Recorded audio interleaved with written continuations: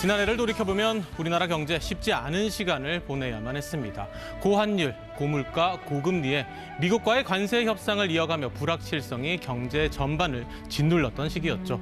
2026년 새해는 어떨까요? 붉은 말처럼 다시 힘차게 달릴 수 있을까요? 하나하나 자세히 살펴봅니다. 박시동 경제평론가와 함께합니다. 안녕하십니까? 네, 안녕하세요. 경제가 좋아지길 바라는 마음은 모두가 한 마음이겠죠. 올해 맞습니다. 경제 어떻게 전망하시는지요? 지표로서는 좀 좋게 나오고 있죠. 네, 일단 가장 크게 봐야 될 게 경제 성장률이겠습니다.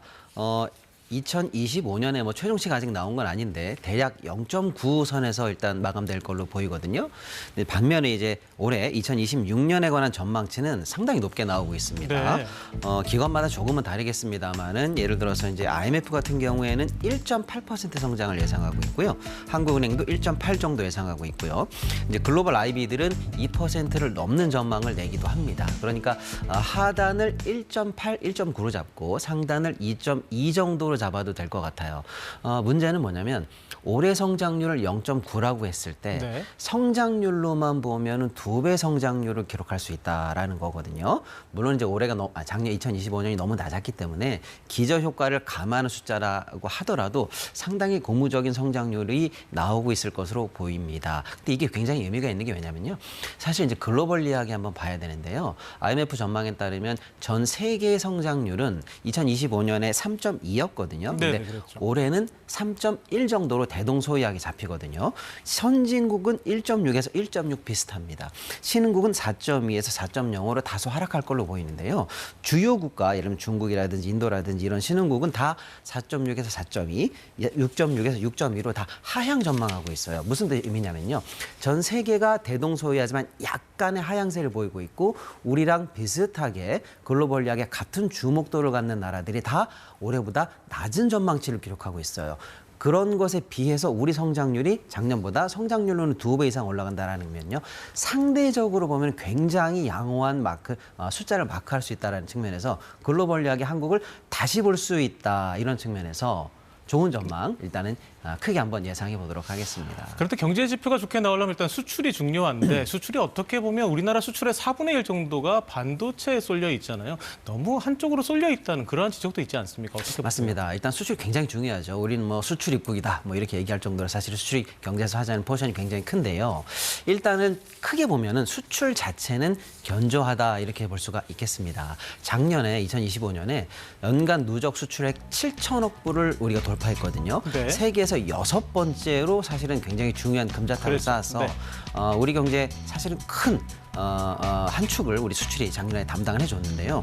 올해도 총액으로 보면은 7천억 불 이상 수출을 할 걸로 보여서 수출량 자체는 굉장히 견조할 것으로 보입니다. 근데 문제는 앵커님 말씀하신 것처럼 전체적으로 수출 지표는 좋은데 예를 들어서 이제 수출을 크게 이끌어갔던 소위 말하는 이제 리딩 섹터라고 하는 반도체, 선박, 바이오, 자동차 부분이 굉장히 좋았어요. 특히 이제 반도체는 2025년에 20%의 성장률을 수출 섹터로만 가져왔고 특히 이제 수출량으로만 1,700억 달러를 넘으면서 사상 최고치를 넘으면서 우리 수출이 사실상 반도체에 기대와서 성장했다라고 할 정도로 크게 사실은 이제 호조를 나타냈거든요.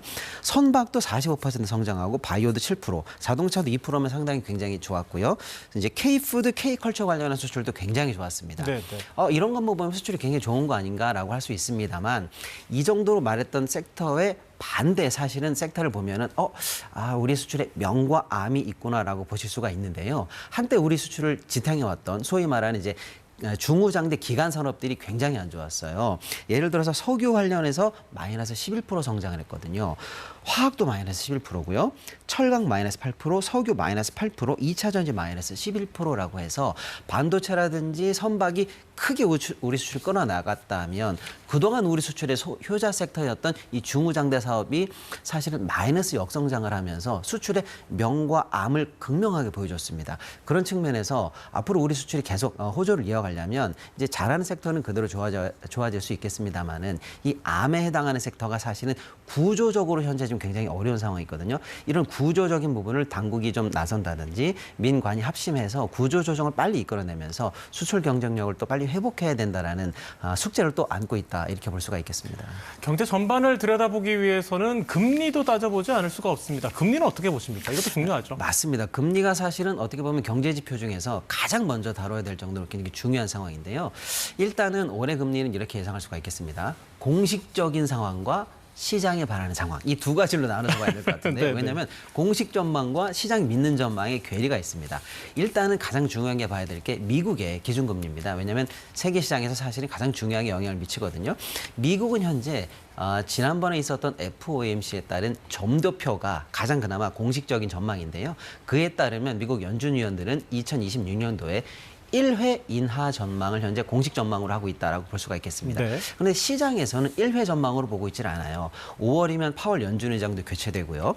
그에 따라서 이제 트럼프 대통령이 밀어붙이고 있는 저금리를 통한 경기 부양 이런 효과들이 연준에게 반영될 것으로 보고 있기 때문에 시장에서는 적어도 2회 인하 전망을 일단 예상하고 있다라고 볼 수가 있겠습니다. 어쨌거나 1회든 2회든 미국은 어느 정도는 인하 기조에 들어갔다라고 보는 게 일단은 합리적인 전망인 것 같고요. 반면에 이제 우리 한국은행이 하고 있는 우리나라 기준금리가 약간의 이제 기존의 전망과는 좀 다른데요. 이거는 시장과 실제가 조금 다른데 시장에서 현재까지 나와 있는 공식적인 전망이랄까요? 이것은 일단은 1회 인하 전망이 일단은 살아는 있습니다.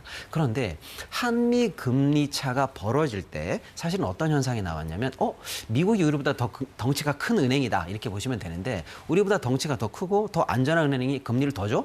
그러면 그쪽에다 예금해야지라고 그렇죠. 해서 소위 말하는 한미 금리 차 때문에 미국으로의 자금 쏠림 그러다 보니까 결국에는 환율에 악영향을 주게 되거든요.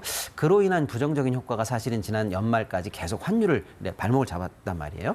그런 것들을 종합적으로 고려했을 때 시중에서는 한국은행이 1회 인하 전망은 그래도 1회 정도는 인하할 것이라는 전망을 가지고는 있으나 실제로는 연중 인하하기는 어렵지 않을까라고 보는 겁니다. 환율 때문에 말이죠.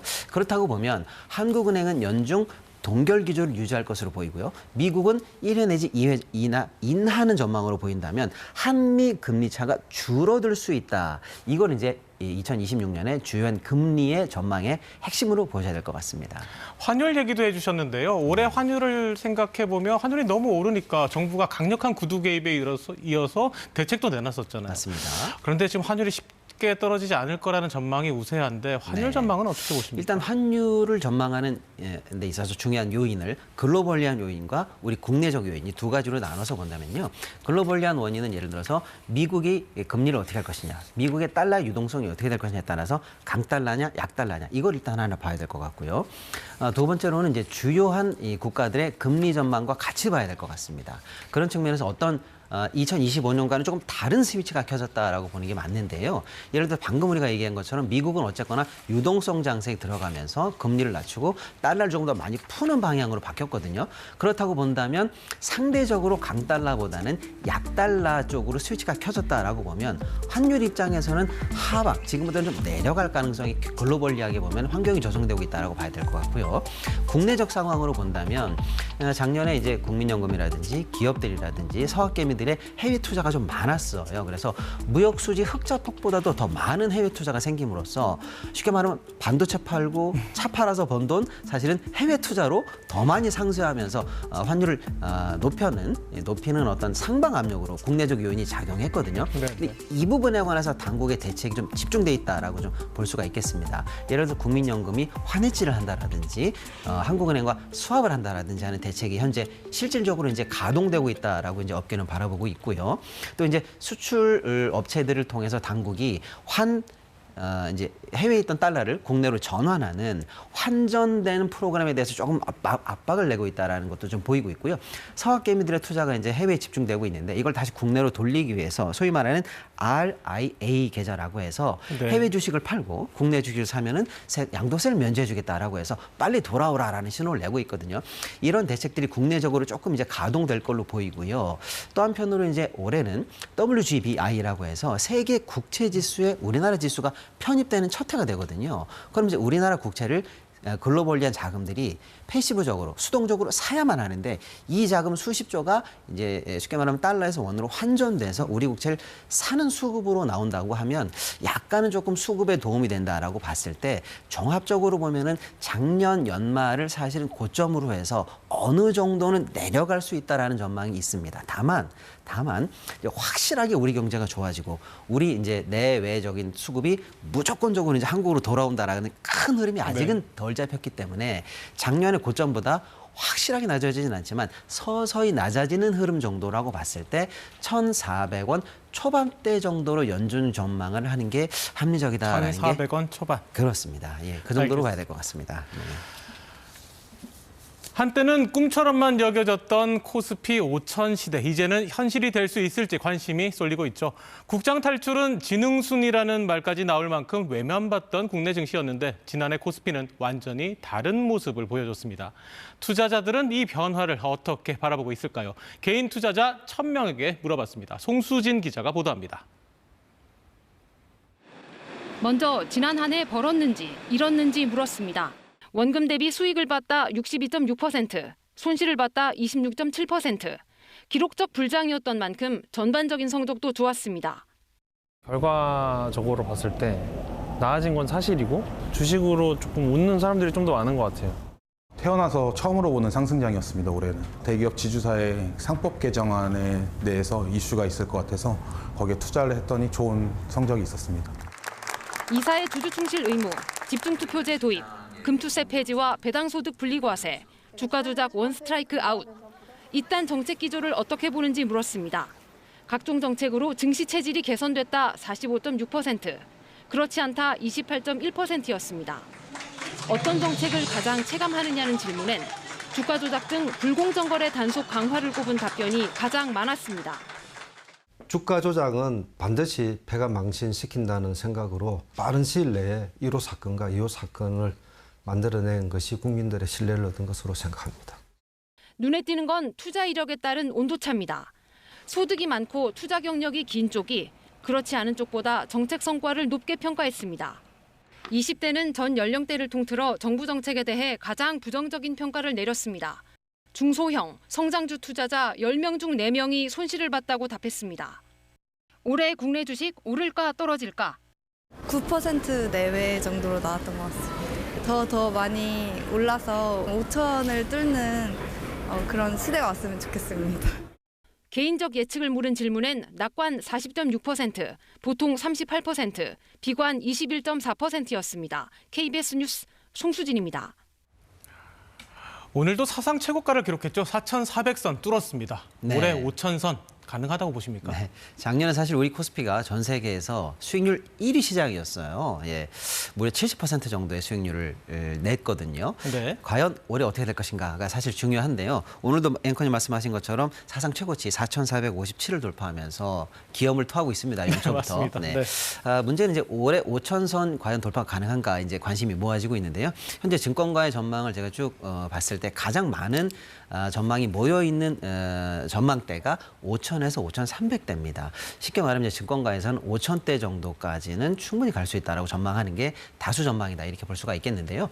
저 역시 이제 그런 전망에 이제 동의를 하고 있고요. 네. 그럼 코스피 5,000이 가능한 근거는 뭘까 이렇게 볼 수 있는데요. 일단 먼저 가장 중요한 것이 사실은 반도체의 견조한 성장세입니다.